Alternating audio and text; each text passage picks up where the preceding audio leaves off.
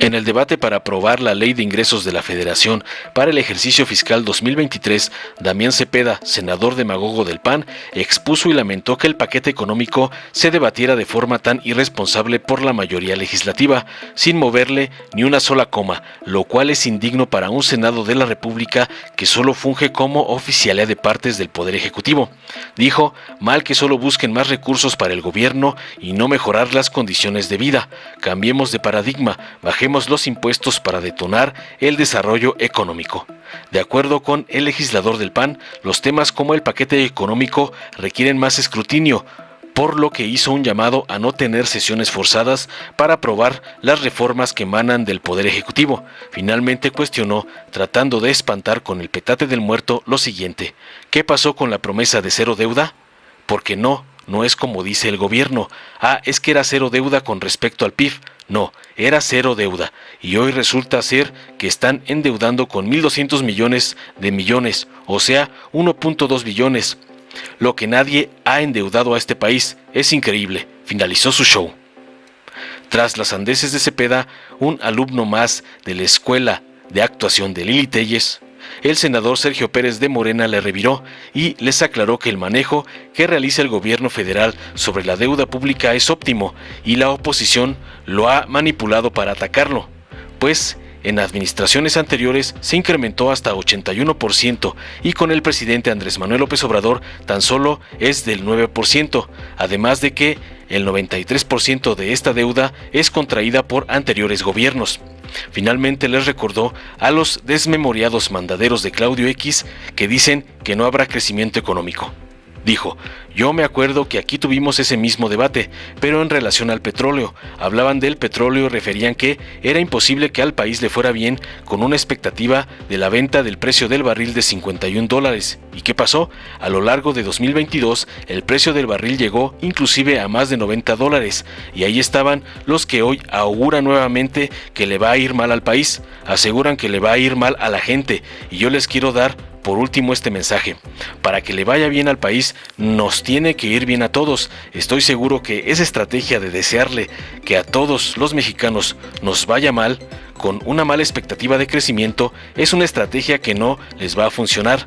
Yo juro que al país le va a ir bien, pero además estoy seguro que con el manejo responsable que ha tenido nuestro presidente, al país le va a ir bien, finalizó contundente. Veamos a continuación cómo el senador Sergio Pérez de Morena destruye los argumentos del nefasto panista Damián Cepeda, un vocero más del señor X. Gracias, presidente. Con su permiso y el permiso de la Asamblea. Yo lamento mucho que un tema tan importante como lo es el paquete económico de este país, en este caso en materia de ingresos, es decir, todo el dinero que México va a tener, el gobierno en un año, para gastar en sus programas, se esté debatiendo de una manera tan irresponsable. El paquete económico es la principal palanca de desarrollo que tiene un gobierno para impulsar precisamente sus sectores, tanto social como productivo. Y hoy lo que estamos viendo en el Senado de la República, pues verdaderamente es una irresponsabilidad. El dictamen, es decir, la propuesta de lo que hoy estamos votando, llegó el domingo a las 11 de la noche. Se votó en comisiones un día después, en una sesión con comparecencias que duró unos cuantos minutos, la exposición de los funcionarios de Hacienda, para luego preguntas y respuestas que se contestaba básicamente lo que se quería, ¿no?, decir. Y hoy ya se está votando aquí sin moverle ni una sola coma. Eso es indigno para un Senado de la República. Más allá de si eres del partido del gobierno o no, se requiere asumir la responsabilidad, las facultades que tenemos en el Poder Legislativo y no fungir meramente como una oficina de oficialidad de partes del Poder Ejecutivo. El presidencialismo exacerbado le ha hecho un daño terrible a este país cada ocasión que ha gobernado el partido que sea. Que el Poder Legislativo no entienda su función como la de un poder en sí mismo, que se asuma como tal, que haga un análisis de las cosas y que vote solo lo correcto para México, le ha hecho un daño terrible a este país. Yo lamento que continúe eso pasando en este gobierno de la supuesta transformación. Dicho eso, entro en la materia. El paquete económico debe ser visto como una palanca de desarrollo y hoy lo que están planteando es un paquete inercial. O sea, estamos en crisis en México. ¿Qué parte no estamos viendo? Tenemos una crisis brutal. el país está sufriendo, y no solamente por COVID, se cayó la economía mexicana desde el 2019 sin COVID. Veníamos creciendo a tasas nada envidiables, pero positivas. En promedio arriba del 2% el pasado sexenio del Producto Interno Bruto en crecimiento. Y miren que no era gran cosa. Tan es así que el presidente la señalaba y la criticaba. Llega este gobierno 2019, se congela la economía sin COVID. Se cae a menos 0.1%. Dice el presidente también que íbamos y nos pegó el COVID. ¡Falso! Se paralizó la economía por las malas decisiones desde el 2019. 2020 se cae la economía 8.5%. Brutal, ahí sí, por el COVID. Y el año pasado empezamos la recuperación, pero no ha sido suficiente. Creció 5 puntos y este año va 1.9. ¿Qué quiero decir? Al día de hoy ni siquiera estamos tablas con lo que hemos perdido por la crisis del COVID. Ni qué decir que estamos años luz de estar en el momento que dijo el presidente que íbamos a estar de crecimiento anual del 4%. ¿Dónde están? Nos sale debiendo 18 puntos de crecimiento, 4 por año más los 2 que traes negativo. Entonces, tenemos que hacer algo distinto para poder lograr detonar la economía de México. Y hoy, con la principal herramienta de desarrollo que tienes, que es el paquete económico, llegan y le dicen al Congreso, no quiero cambiar nada. Todo está maravillosamente bien y por lo tanto vamos a continuar con el mismo esquema fiscal, vamos a continuar con el mismo esquema básicamente de programas y no vamos a cambiar nada en el país porque pues es que vamos bien. No vamos bien, es un desastre. Hoy en México estos datos que estoy dando, la caída de los 4 motores de la economía que son consumo, inversión, gasto público y el comercio exterior, balanza comercial, que se nos apagaron todos los motores de la economía durante la crisis y que poco a poco algunos de ellos se están recuperando, pero que otros necesitan empujarse por parte del gobierno.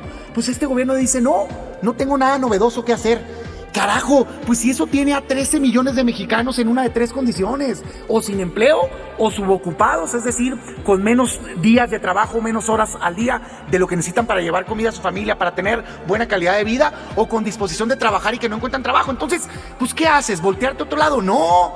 Y quizá lo más grave es que existen 47 millones de mexicanos en algo que se llama pobreza laboral por ingreso. Por cierto, estoy usando puras cifras oficiales. INEGI, Coneval, datos del gobierno, ninguna cifra personal.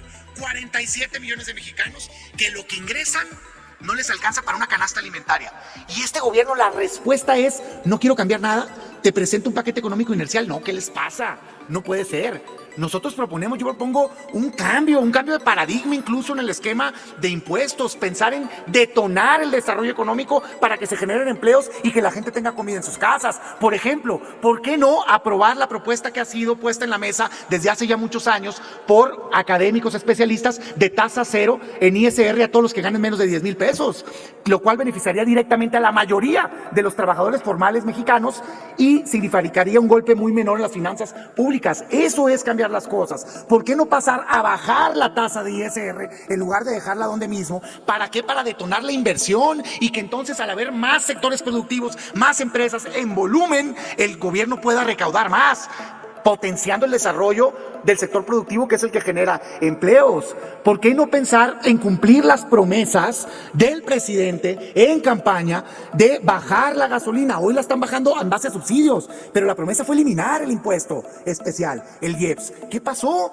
Ya son gobiernos, hay que hacerlo. ¿Qué pasó con la promesa de cero deuda? Porque no es como dice el gobierno, es que era cero deuda con respecto al PIB. No, era cero deuda. Y hoy resulta ser que están endeudando con 1,200 millones de millones. O sea, 1.2 billones. Lo que nadie ha endeudado a este país es increíble. Y al mismo tiempo no estás invirtiendo en inversión productiva. Entonces, necesitamos hacer cosas distintas para tener un resultado distinto. Es lo que estamos diciendo. No van bien las cosas en México. Tenemos una crisis muy fuerte de la cual tenemos que salir adelante y para eso hay que ser audaces. Porque si lo que quieren es seguir como estamos, este camino es un camino que ha generado más pobres y más gente en pobreza extrema. Millones de mexicanos que no les alcanza para comer. La promesa de este gobierno fue acabar con esa pobreza, acabar con esa situación que tienen millones de mexicanos. Hagámoslo, porque simplemente seguir las cosas como están, el único resultado que va a ser es más y más pobres cada vez en México. Nosotros invitamos a que se atrevan a pensar distinto y a tomar acciones en este Senado que beneficien a los mexicanos, no nada más darle el gusto al presidente de la República. Gracias, presidente. Con la venia agradezco a mis compañeros del Partido Encuentro Social por la cortesía en cederme este espacio. Yo quiero hablar, por supuesto, en un sentido muy positivo de la ley de ingresos, de la propuesta de la ley de ingresos que hace el Ejecutivo Federal, así como de las reformas a la Ley Federal de Derechos, porque yo creo que definitivamente se ha manipulado el manejo de la deuda, que ha sido tan responsable por parte del Ejecutivo Federal.